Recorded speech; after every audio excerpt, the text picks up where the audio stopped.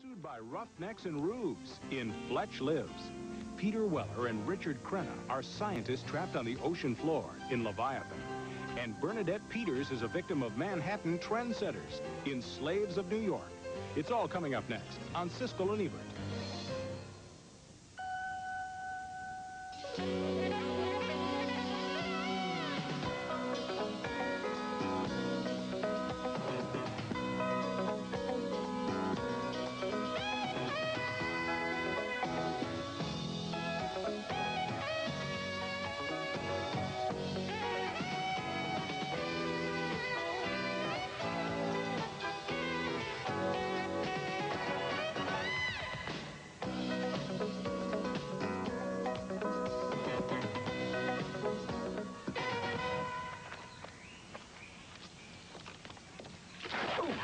Oh, my God, are you all right? Oh, I was aiming to fix that today. How do you do? I be Calculus Entropy. You be Mr. and Mrs. Fletcher? I be Fletch. Chevy Chase returns as investigative reporter I Am Fletcher, trying to find out who wants his inherited southern estate in the comedy Fletch Lives. It's one of 5 new films we'll be reviewing this week on Siskel and Ebert. I'm Gene Siskel of the Chicago Tribune. And I'm Roger Ebert of the Chicago Sun-Times. Our first movie is Fletch Lives, a sequel to the 1985 comedy with Chevy Chase once again playing a Los Angeles newspaper reporter who sort of floats above the action, delivering sardonic wisecracks that sort of worked in the original film but doesn't work this time. One of the reasons is that Fletch Lives doesn't have a plot so much as a living, breathing museum of exhausted old movie cliches. The film opens with Fletch inheriting a Louisiana mansion, that's cliche 1, from a long-lost aunt, cliche 2. When he turns up, the mansion is already guarded by cliche 3, a faithful servant played by Cleavon Little. The loyal sons of the white race will not allow any Friends of yours? alien Nothing to me. to invade our beloved land. Scum! Go back to where you belong. Get together. Scum! Go back to where Go home! Scum! Pigs! Sorry I'm late. Who goes there? Henry Himmler. What Cliven claims you? California Cliven, Cucamonga. California? Yeah, I was just passing through town and looking for something to do this evening. There was nothing going on at the Rotary Club. I heard about this. And the Ku Klux Klan, of course, cliche 4. If those cliches don't satisfy, how about number 5, a sexy Southern belle played by Julianne Phillips. You better get cleaned up. Yeah, particularly in my mind. And, of course, number 6, in every Southern movie, a dumb deputy sheriff. What the hell are you doing here? It's a restricted area. Didn't you see the sign? Signs? That's all I see is signs. Look at this. Stressed out dormants on the windows, walls that are deplaning to an alarming degree. Deplaning? This house is obviously infested with reticularis mariacomos. Well, what's that? What's what? Well, Reticulus. See, you can't even say it yourself. And number 7, the stereotype sadistic jailhouse bully. A little gamey in here. Not much ventilation, huh? How's the chow?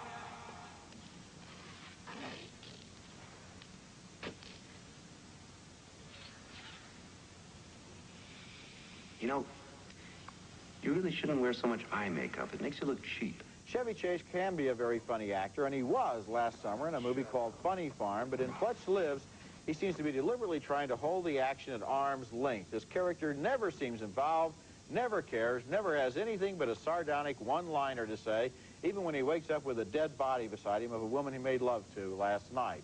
And the plot involving TV evangelists, that's cliche number 8 or 9, evil polluters, that's number 10, I guess. It's so absolutely routine and so recycled that maybe it's no wonder Chevy Chase wanted to seem more bemused than interested while he was acting in this movie. It's a big disappointment. I happen to like the first Fletch picture. I thought it was some of his best work in a long time. He sort of came out of a slump playing a fairly bright guy, and he was in peril. There was a drug deal going down, if I recall, on the beach or something like that. And it was a pretty exciting story, and yet he was funny within it. It was a tough little mix. This thing is just Joke City. He just walks through, tosses off one-liners, and they're really not very funny. And the story is completely lost behind him. I really thought it was sort of a walkthrough picture. Both movies were directed by the same man, Michael Ritchie, yeah. and this movie is a real letdown from the other one. You know, There's no one of the things here. that, no, there isn't a script, and there's no inspiration either.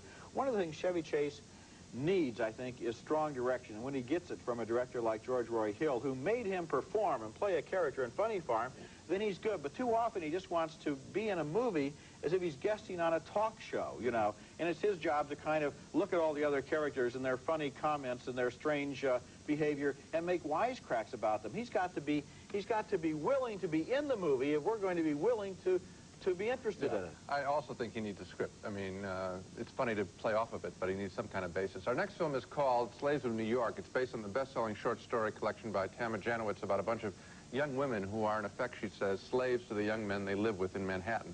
The film trashes the contemporary art scene in New York City with everyone on the make, everyone trying to use someone to get represented by a successful dealer. For example, there's Bernadette Peters, who lives with a successful young artist who pays more attention to another young woman. Why can't you paint those missing paintings over again? When would I have time to do it between now and next week? Don't you have an assistant who could help? I could probably help. You can't even glue a feather on right. No, I'm not doing anything. Yeah? Maybe. Are you sure? I mean, we'd have to work all night. At a hair salon, Peters gives a lecture about being used by men to a character played by Tama Janowitz herself, the author of this story. I thought I'd live with him and then fly up to teach one day a week in Boston, and maybe I'd meet somebody I like better than Bruce in New York. Abby, I'm telling you, don't do it. In the old days, marriages were arranged by the parents, and you could end up with a jerk, but at least you had the security of marriage. No one can dump you out on the street. In today's world, it's a slave system. You live with this guy in New York, you'll be a slave. Peters meets another man, and they flirt with an affair, even though he's living with someone else. How's your relationship? It's fine. Fine. There's one small problem. We fight all the time. That's her apartment. And that's one of the big issues in New York City, according to this film. Who has the apartment? An apartment is power, and Slaves of New York is about the power games played out by a lot of boring people, unfortunately. Bernadette Peters is so recognizable as a star that she really sticks out of this story. I would have preferred an unknown in her role. I also would have preferred a film that was a little tougher. There are too many jokes here, when the real world of exploitation, I think, is much more messy, as Martin Scorsese showed us in his film from New York Stories called Life's Lessons. This is pretty lightweight material. If lightweight is hardly the word for it, it floats right out of the theater. One of the things that shocked me is that they didn't have the nerve or the imagination to make these people a little smarter than they were. I agree with you. Anyone as stupid as every character in this movie would not be able to survive in a city like New York for more than 5 minutes. These people, apart from their buzzwords and their buzz clothing and their buzz apartments and their buzz parties, these people have no existence at all. They're not really involved in anything. It's just utter narcissism. And one of the worst punishments during watching this movie is to listen to the conversation. These people have no conversation, no ideas, no words, no ways to express themselves. Yeah. It's one of the most punishing movies I've seen in a long time. If the film had that as a goal, to take that dark of a look at the characters and show how empty they were, it would be a much more exciting film.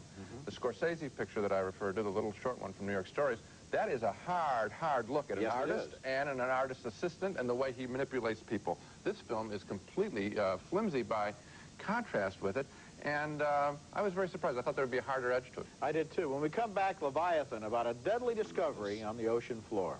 The Russians deliberately sank that ship to protect themselves. Maybe to protect us all. Our next movie is named Leviathan, and it takes place on the floor of the Atlantic Ocean in a deep-sea mining station where the workers combine the duties of geologists and astronauts. They are nearing the end of a 90-day tour of duty when one day one of the miners wanders into an area of the ocean floor that they haven't explored yet, and he discovers there the rusting hulk of a gigantic Russian ship named Leviathan. I need more light on this, sir. Six-pack? You hear that? We need more light. Six-pack? Six-pack? All right, look. The cable. And when he falls off the edge, he discovers that ship, abandoned on the ocean floor. It turns out to contain a deadly life form that can attach itself to human beings, mutating them into sea monsters. Richard Crenna is the doctor in charge of analyzing this bizarre threat, and Peter Weller is the mission commander. It has all the characteristics of deep-sea marine life. Scales, gills. degeneration. The mutating genes seemingly kill 2 of the crew members, but as their body bags are being prepared to be ejected into the sea, the crew gets a nasty surprise. Hey, I feel something. What are you talking about? They're dead. Wait a minute. I feel something, too. Let's go. Somebody's alive in here. Come on, come on, come on. All right, come on, let's push it, Doctor. What do you mean push it? The human beings we're talking about. Everyone's alive. Moment of silence. How about let's do it, Oh, my Doc? God, they're alive. Get it up. Let's have a look. As the mutant monster spreads its tentacles throughout the ship, panic spreads among the crew.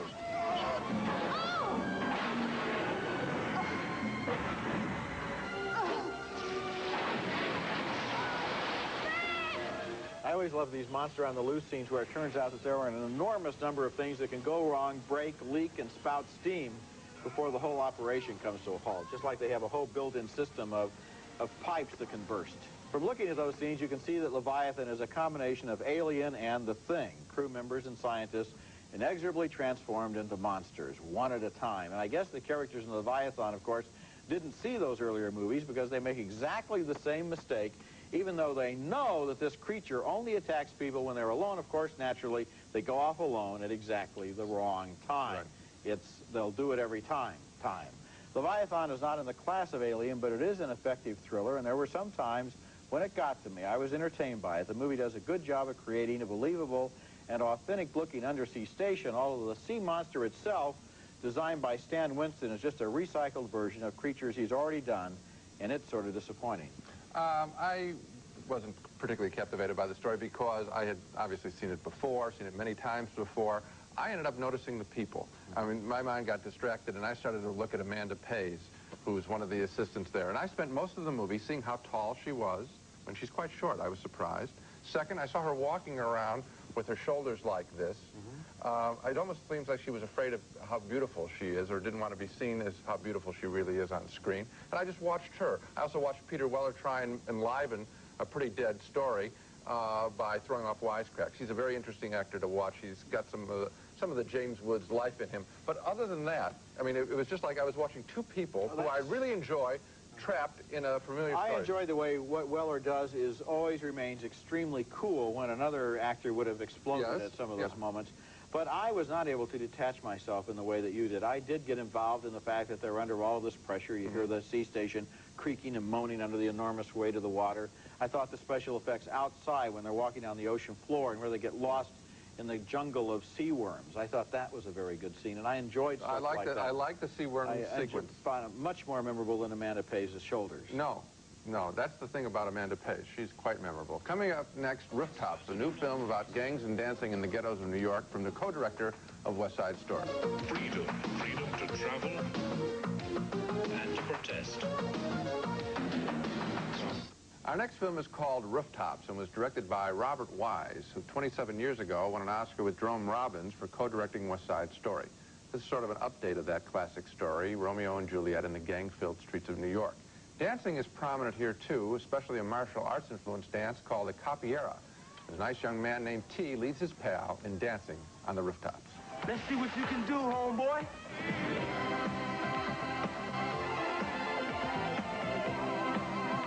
Gonna scream from the rooftops.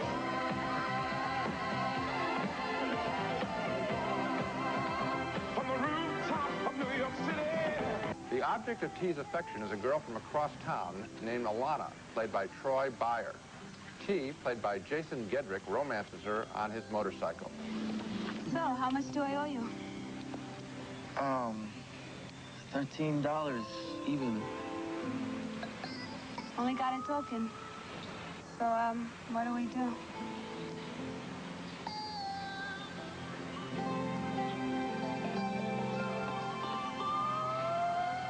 Gang fights, of course, get in the way as the neighborhood drug dealers pick on T's diminutive friend named Squeak. Hey!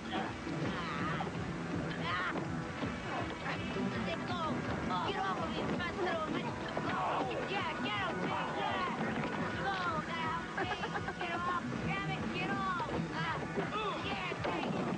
And one of his big tricks, in addition to kicking like that, is manipulating people to walk across certain parts of the rooftops that he knows are weak, and they do not for some reason, and then they fall to their destruction. Rooftops offers some fresh, appealing faces in an all-too-familiar story. Compared with West Side Story and Dirty Dancing, it comes up short because the film has little more depth than a music video. It could have worked if the lead characters had been given more time to talk to each other. They are an appealing couple, the young man and the young woman.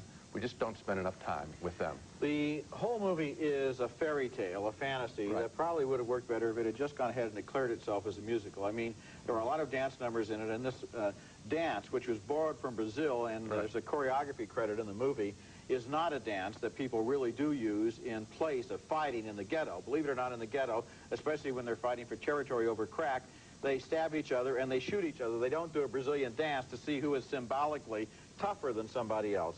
So that was silly. And as far as the plot is concerned, you're right, it's all too familiar. This is allegedly the generation that has grown up watching more television and more movies than any other generation in human history. So why does Hollywood continue to make movies as if its audience had never seen a film before? Why not something original here? Well, the problem is that these kids have nothing to do. I mean, when they're just sitting around dancing, it doesn't seem, as you say, it doesn't seem real. I mean, in any way, shape, or form. You're dealing with a very real problem when you're talking about drug dealing. So as we watch it, I just saw the revival on Broadway of Jerome Robbins' Broadway, and they do the dance sequences from West Side Story. That is so far out and so stylized and so magnificent that you have to, you're right, you have to go either way out or go very real. Yeah, this movie is neither fish nor fowl. It's not a real movie, and it's not a fantasy either. When we come back, Police Academy 6. Also not a real movie, also not a fantasy. It's subtitled City Under Siege. Now, who wants to go one-on-one? Our next movie is number 6 in the seemingly endless series of Police Academy movies. This one, number 6, subtitled City Under Siege. And you know, it's never too late to learn on this job, Gene. If we thought the first Police Academy movie was kind of dumb, we hadn't seen anything yet. I thought it was very dumb. Very dumb. Steve Guttenberg has retired from the series, but most of the other regulars are back, including G.W. Bailey as Captain Harris, who's constantly the butt of practical jokes.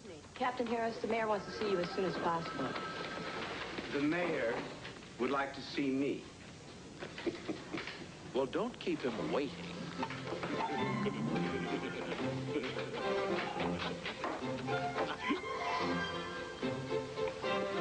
Excuse me.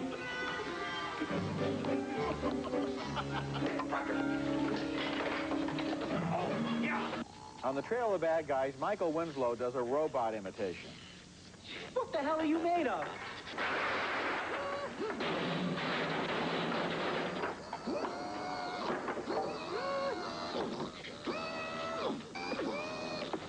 Target human. Mission destroyed. Yeah, Bruce Mailer is the hapless officer factor who can't even look at something without breaking it. Hi! Oh, Vern! Hi, Tower! Oh, hello. How do you... whoops!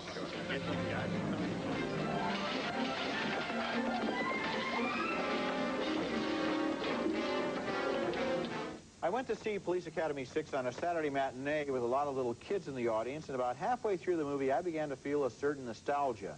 I realized I was remembering the Saturday afternoons when I was a kid and I used to go to the Bowery Boys or Abbott and Costello movies. The Police Academy movies are sort of in the same tradition, dumb, but cheerfully dumb, with a lot of goofy slapstick and silly sight gags. They're aimed at a young audience. They're made for a young audience. In their own way, they succeed in creating dim-witted comedy in the Bowery Boys tradition. It's just that I'm not one of those little kids anymore. This movie is not made to be seen by, or maybe even to be reviewed by, adults. Well, I can only tell you, I won't review the audience except to say that I saw it late night, and there were adults in the theater. Looking at the picture, I was astonished, as I have been throughout the series, at just how stupid the films are. I don't think they're as good as Abbott and Costello, but I just don't laugh. I think they're kind of cheap. I think that they hold shots that hold them far too long, where there should be, I suppose, maybe they're waiting for a laugh. I don't find it myself filling it with laughs. This movie came out, the first one came out the same time as The Right Stuff. I thought The Right Stuff was going to be a smash hit, and I've always associated the Police Academy series with The Right Stuff. They came out at roughly the same time. This one went to the moon. Right Stuff didn't. Yeah. And I'm just trying to categorize this movie, kind of a generic approach to film criticism. Sure, none of them are as good as Abbott and Costello, but they're kind of on the level of the Bowery Boys. And one footnote that we have to put in here. On this show, we have constantly over the years referred to the fruit cart scene, the obligatory scene in a chase where the car races onto the sidewalk and knocks over a fruit stand and races away, and the fruit vendor is shaking his head at the departing car. In this scene, there is a tribute to art criticism. There's Gene and Roger's fruit stand, and the big, enormous, big foot truck with the 20-foot wheels does not run over it. And for that, I suppose we're supposed to be grateful, but you know, I'm not really that grateful. I don't know how you feel, but... I wasn't grateful. I mean, it was amusing, but that's about the only smile I had in the whole film. Now let's recap our reactions to the movies on this show. 2 thumbs down for Fletch Lives, a disappointing sequel with Chevy Chase taking a walk through a very silly, meaningless movie.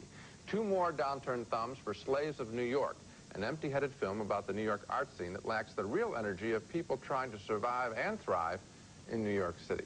A split on Leviathan, the familiar sea monster tale. Roger got involved with the story. I noticed mostly the actors just as people. We both were disappointed with Rooftops, a dance-filled New York fairy tale about young people coping with drugs. It was neither fact nor fancy. And 2 more downturned thumbs for Police Academy 6, City Under Siege. The amazing series continues, amazing because neither one of us find it very funny. And so I liked nothing this week. Okay, out of 10 possible votes, we have 9 downturned thumbs, and mine is up, but not way up, for Leviathan. So not a strong week. Maybe before the Oscars, it's usually kind of dead. Answer is wait till next week or go to see last week's movies. We'll be back next week with a show called Buried Video Treasures, movies you might have missed in movie theaters, but here's your chance to see them on home video. That's next week, and until then, the balcony is closed.